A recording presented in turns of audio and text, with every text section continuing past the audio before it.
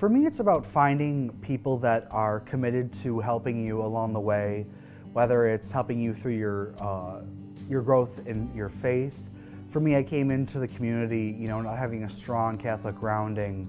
I'd grown up being raised Catholic, but never really understood that faith in depth. But I found a community of people that were really grounded in their own faith and that were ready to help me grow in some way or another through Mass, through other matters of that faith tradition. In addition to that, we've also found ways to help each other grow personally. We come together through our different challenges, and we all come out of it together.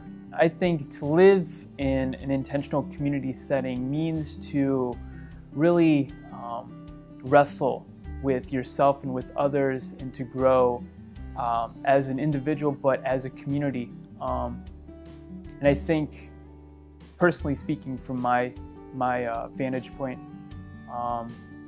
I think intentional community has challenged me to reconcile my own identity with others and help me to come to embrace others' differences, engage other people's narratives that are in many ways different from mine, but are still very important in the shaping of how we are as people. Doing life with others is such a joy. It's also challenging and it's hard, but the beauties and the gifts that come from it always outweigh the challenges that come from it.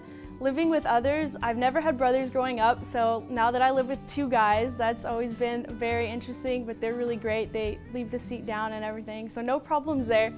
But besides, we don't just live together, we do life together.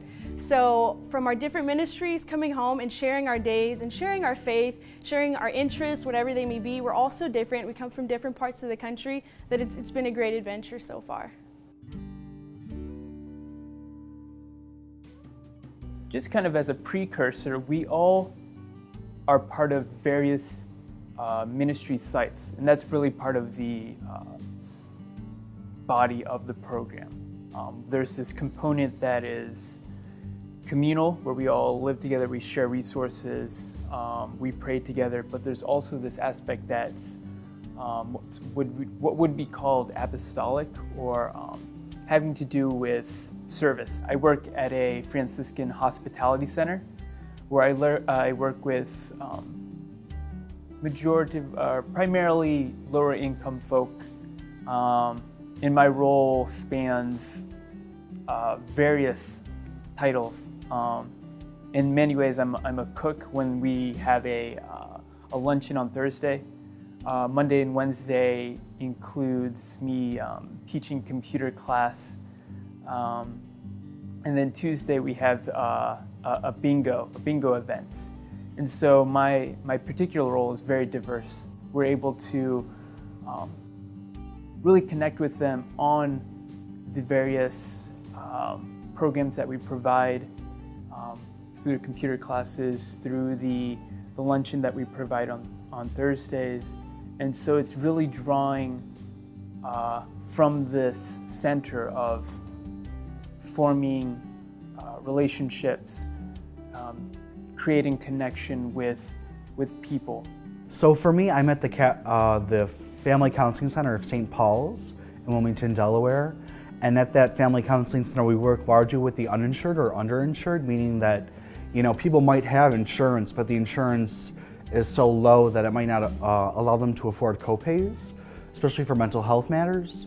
And in that regard, the Family Counseling Center offers services for those and is willing to work with them in terms of, finding affordable health care, mental health care especially, within the area, largely for the Hispanic community as well, in which there's such a demand for culturally competent counselors who are both knowledgeable in Spanish and in English to provide mental health services. So my ministry site is at the Aquinas Center in South Philadelphia, which is a very diverse community, lots of different cultures.